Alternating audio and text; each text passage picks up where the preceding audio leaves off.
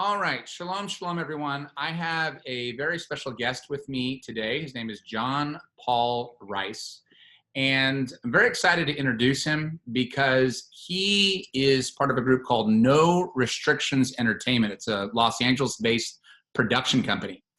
And they came out a couple years ago, actually, with a supernatural thriller called A Child's Voice.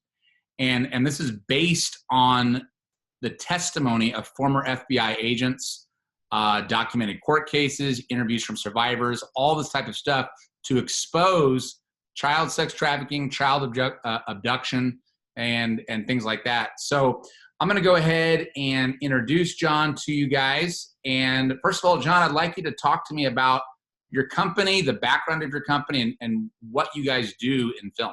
Sure. Daniel, thanks so much for having us on today. It's a real pleasure to be here with you. My company, No Restrictions Entertainment, has been in business for over 10 years. We've produced 6 independent feature films, all dealing with different social issue topics. So everything from child abuse, prostitution, homelessness, mental health, vigilante justice, and most recently, human trafficking of children. All of the stories that we do at our company are done through the narrative. So that means these are theatrical type films that you would see in a theater or even on the small screen. But they delve into the world of these topics through these characters whose journey that we follow. So very much different from a documentary, which is usually fact-based and it's kind of a recounting of events.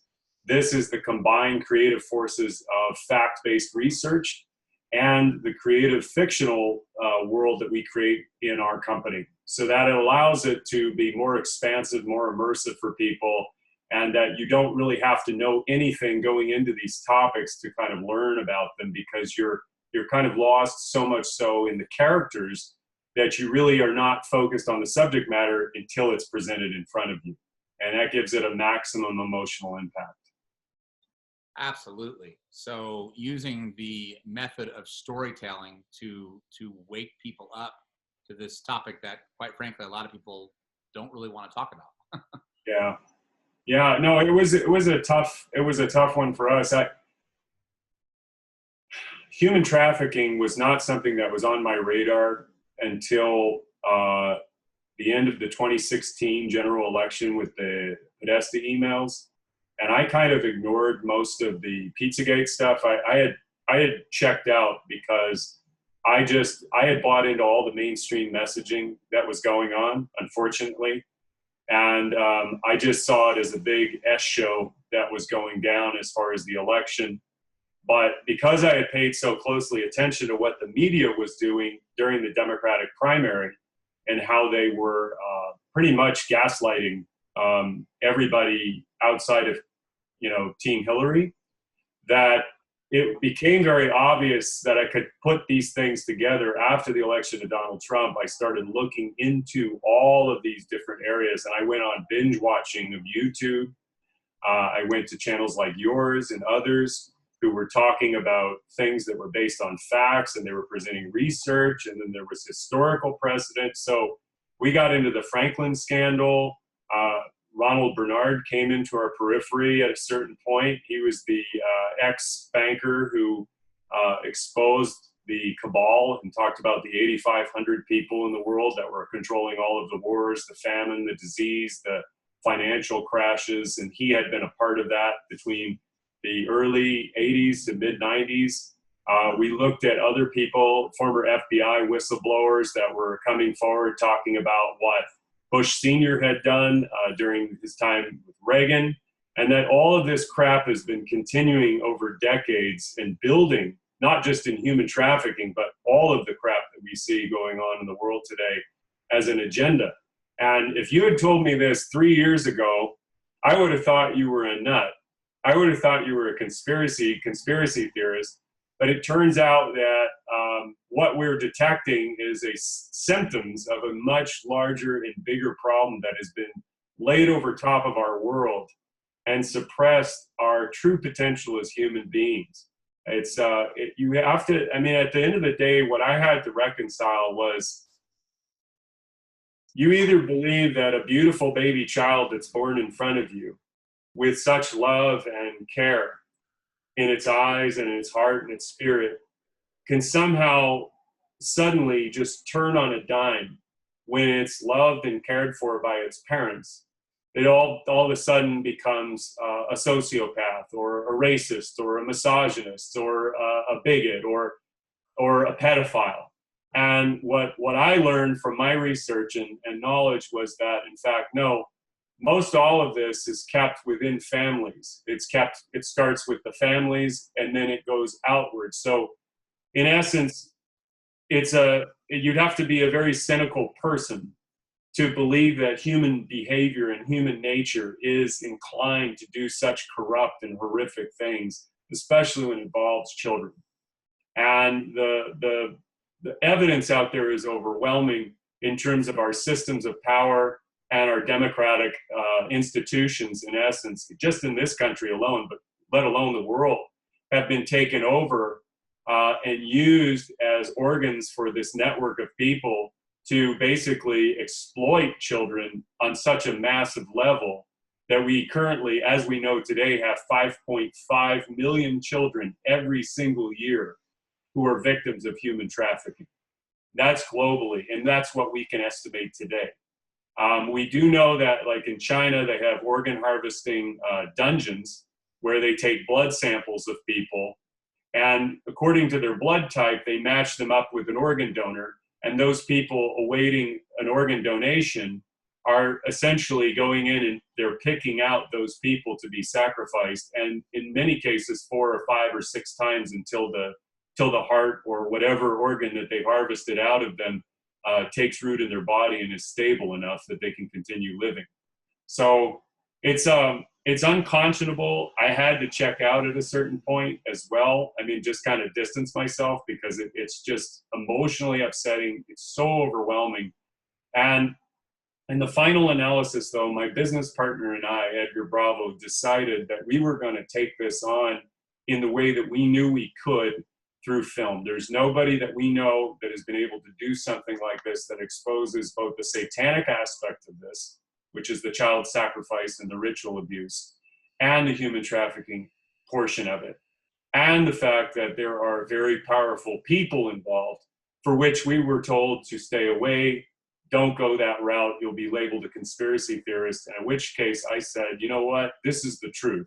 Talking about this problem as being some kind of problem out in space, or that it's just something that happens and we need to throw our money behind advocacy groups and organizations, really doesn't cut it.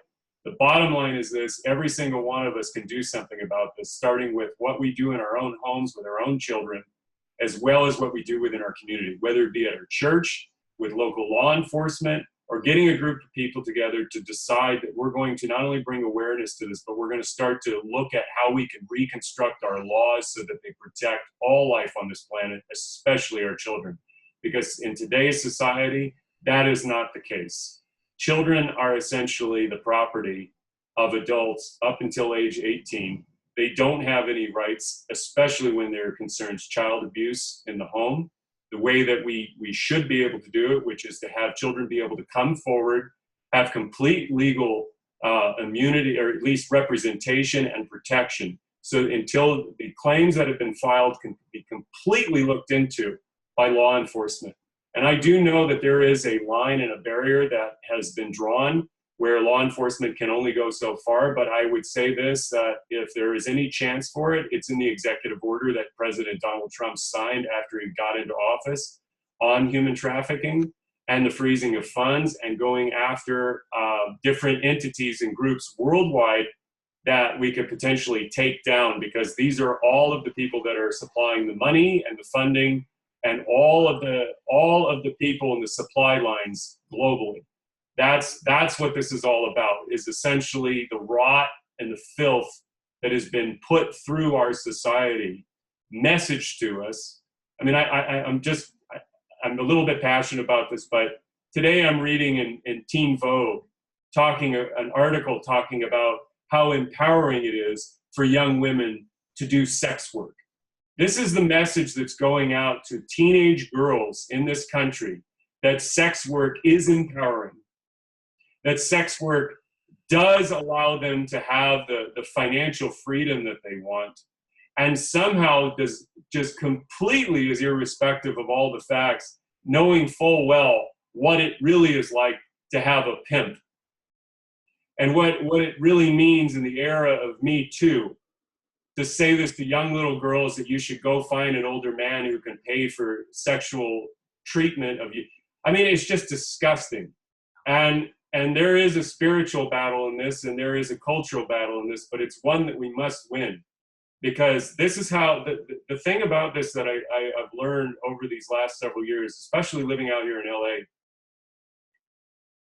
it doesn't matter how educated you are, how much money you have, what knowledge or your awareness or what good you're doing in the world. You can be completely ignorant. And in some cases, you could say bought off. But the reason why people do this is because they actually believe it. Their reality and what they think and feel inside of themselves is as real to them as your reality and my reality is to us. And we need to draw a very hard line in society that says, if you do anything to children, you take pleasure in harming a child, robbing them of their childhood and the love that they have inside of them, there is no place for you in society at all. Absolutely. And whatever that punishment is, I don't know, but they cannot be the people running our institutions. They cannot be the people who are in corporate business and governance. They cannot be the people who entertain us in Hollywood, no matter what we think of their movies. Because let me just tell you, James Gunn has no business directing movies for children at all. And James Gunn is not the reason why Guardians of the Galaxy is successful. There are plenty of other directors that are completely capable of directing a film. So I have no use for the people in Hollywood who defend this crap. They are amoral at minimum. And many of the ones who are in the higher echelons are people that are completely ill and sick.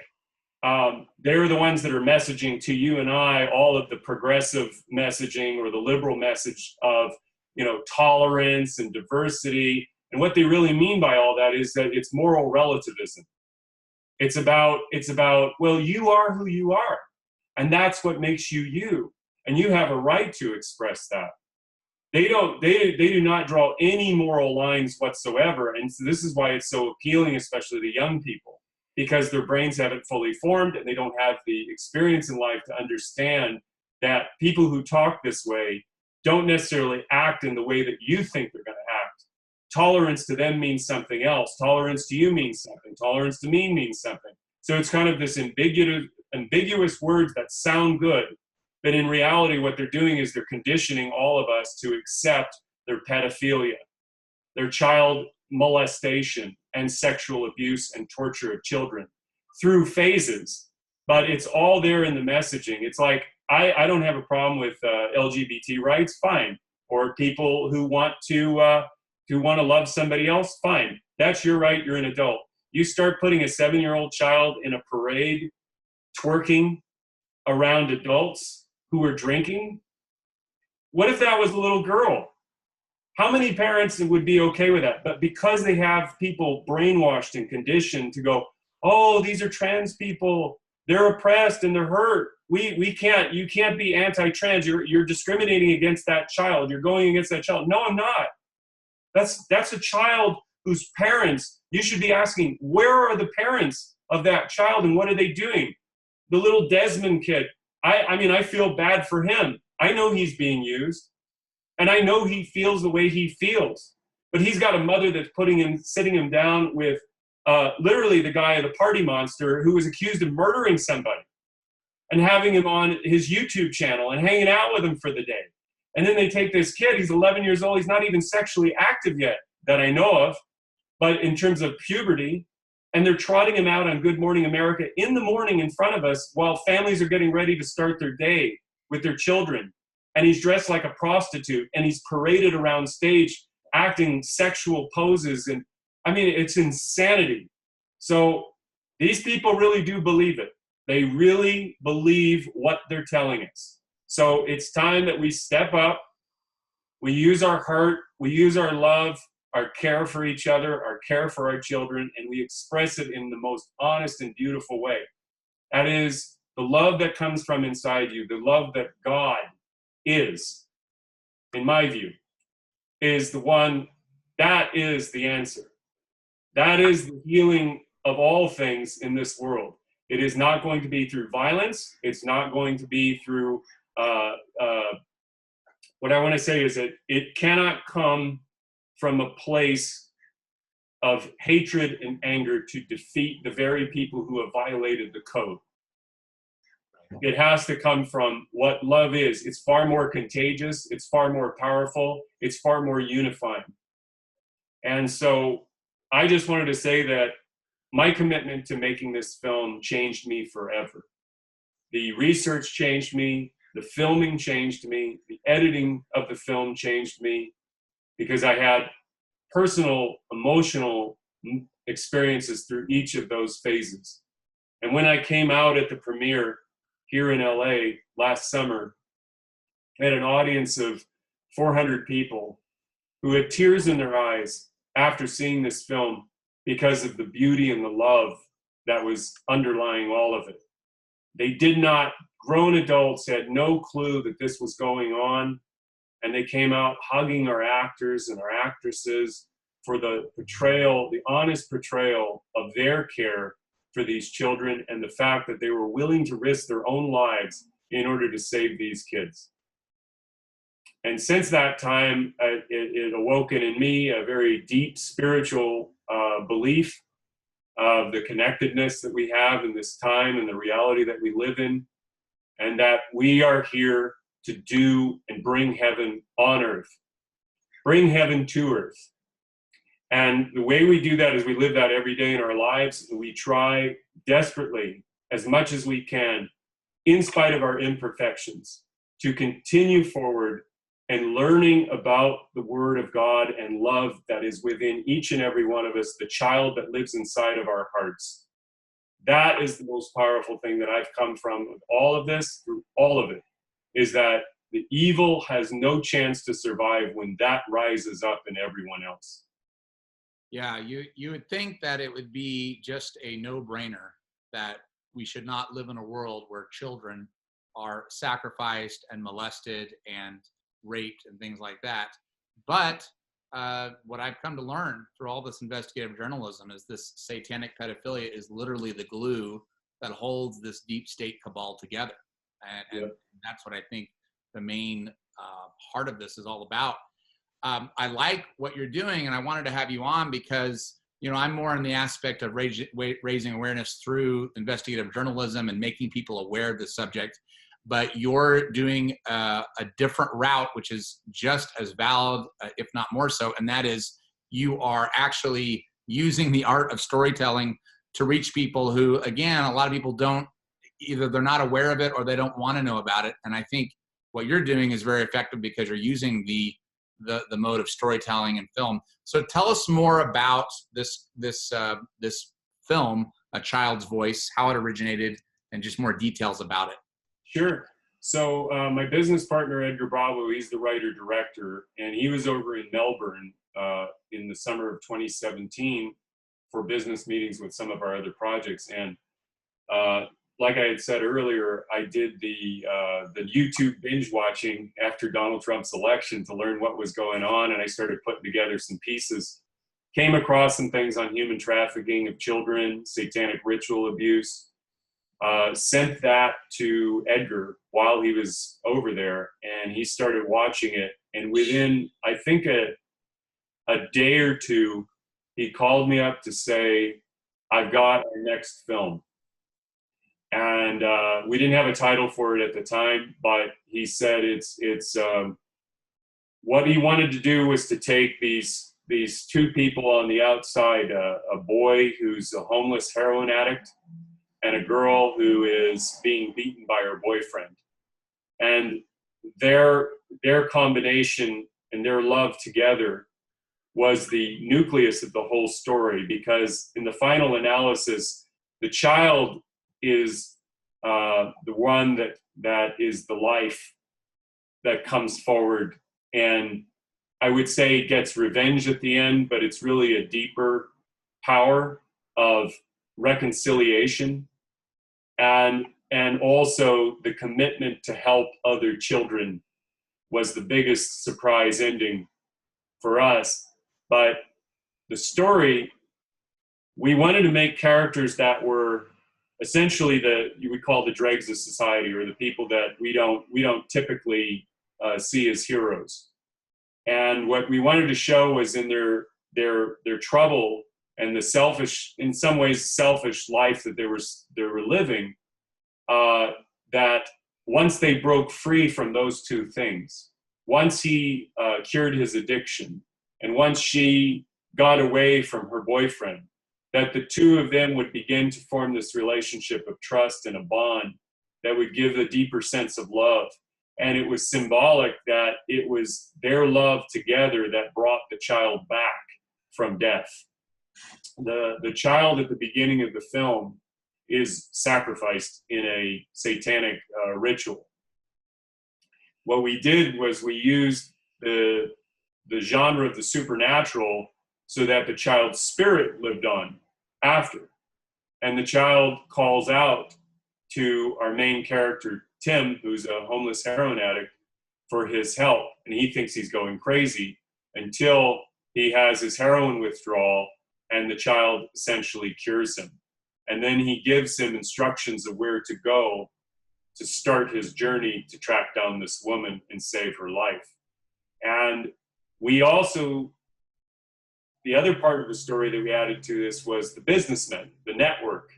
This was Rudolph and his cohort, who were both on a very tight leash, where all of the children that they were kidnapping, they were selling to clients, and they had to produce results because one of the members within their network potentially was starting to get into his own business on his own and could potentially compromise their network, so they had to send someone after him.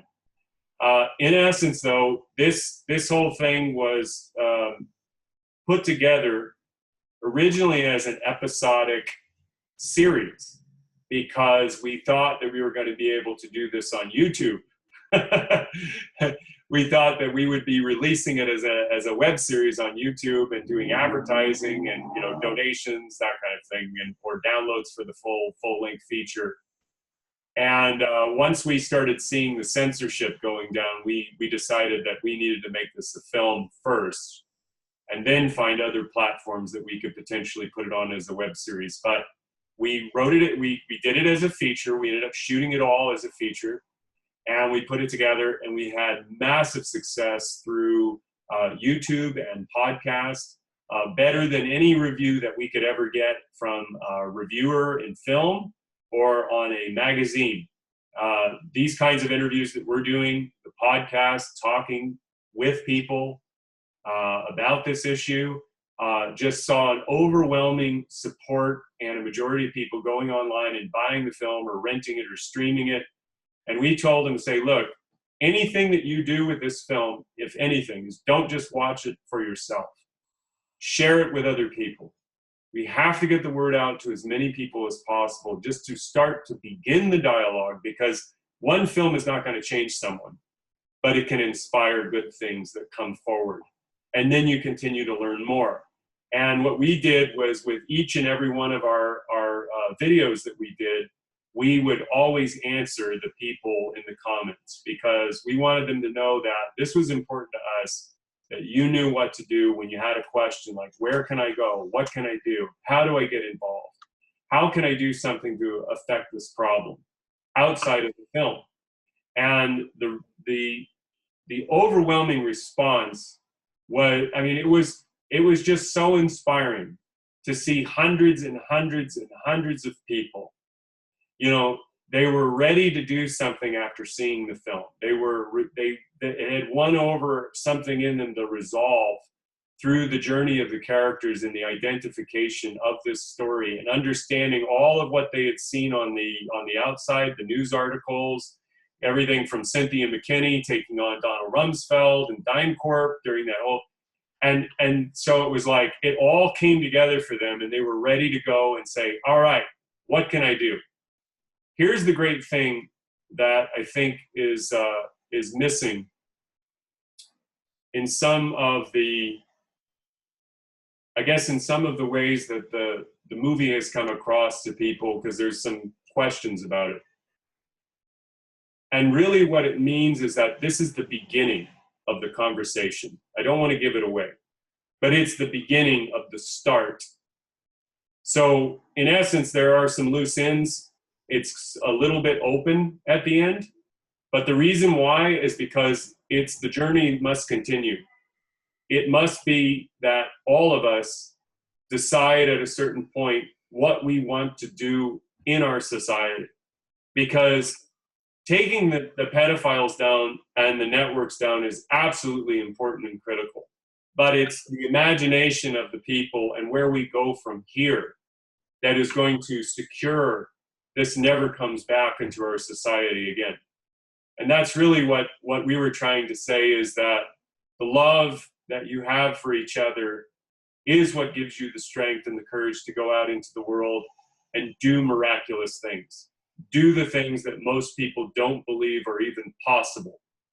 And so our whole goal in all of this is to inspire and excite people as to what they can do in their own lives every single day and how they can affect those around them, especially the children. Absolutely. Absolutely. So I know that this movie, A Child's Voice, it's available on Amazon where people can buy it. Is it available on any other platforms or? Yeah. So for the people that are, listening worldwide, we have it now in 65 countries, mostly on Amazon. And we do have also new platforms that are coming online. But one of the biggest ones is Vimeo on demand. So Vimeo on demand is worldwide. You can rent or download it. If you have Amazon Prime and you're on a budget, you can watch it for free. But the ones that help us the most are the ones that where you rent or download, because we get a larger portion of that, whereas Amazon throttles our search results, and they've done all sorts of things to suppress the amount of money that we get. But I'm not really worried about that. What I mostly care about is that somebody sees the film, shares it, tells somebody about it, writes a review, or just simply has a watch party. If it moves you in a certain way, maybe it'll move other people too. So they can watch it on Amazon, Vimeo on demand, 60 other platforms internationally. And by the end of this year, I would imagine we'll be on about 100. So just look up A Child's Voice. And I think any of the videos that are out there will lead you to be able to buy it, buy or watch it in your country. Absolutely. Wow. This is very, very encouraging. And guys, I think this is very important, because again, there are a lot of people out there who either don't know about this at all. They're just completely ignorant about this topic. Or if they do know about it, they're so uncomfortable about it, they don't really want to explore it. And having a movie, having a film is a very non-threatening way to raise awareness. And I don't think I can emphasize how important it is to raise awareness. I know people think, well, we got to do all this other stuff, but raising awareness is such a key way to bring about the end of the satanic pedophilia, because the way these satanic pedophiles have operated is they operate in the shadows. They operate in the darkness. They don't want this stuff to be exposed. Well, by watching a movie like this is going to raise awareness. People are going to understand what's going on. They're going to see what's going on. Like what John has said, people then start getting excited about, okay, what can I practically do to start, addressing this issue in my local community? Mm-hmm. And it's just it's what we really need to do to wake people up, because that is going to bring an end to this horrible, horrible plague that's been infecting the entire world. John, before we end the interview, is there anything else that you want to address? Well, I wanted to say one thing that my good friend Jay Parker told me. He's a survivor of satanic ritual abuse and would be a fantastic guest on your show. But he said this, and this is the thing that I keep in the back of my mind. He said, the toothpaste is out of the tube and it ain't going back in. So the more people that we talk to, the more hearts that we inspire and the minds that we inspire every day, continue us on a greater path to something of a future that we all truly can believe in because we're living it today. Absolutely. Absolutely. Very well said. All right. I want to thank you, John, for being on my show. Thank you, everyone, for watching this, and encourage you to go and buy this film, have watch parties, share it with others.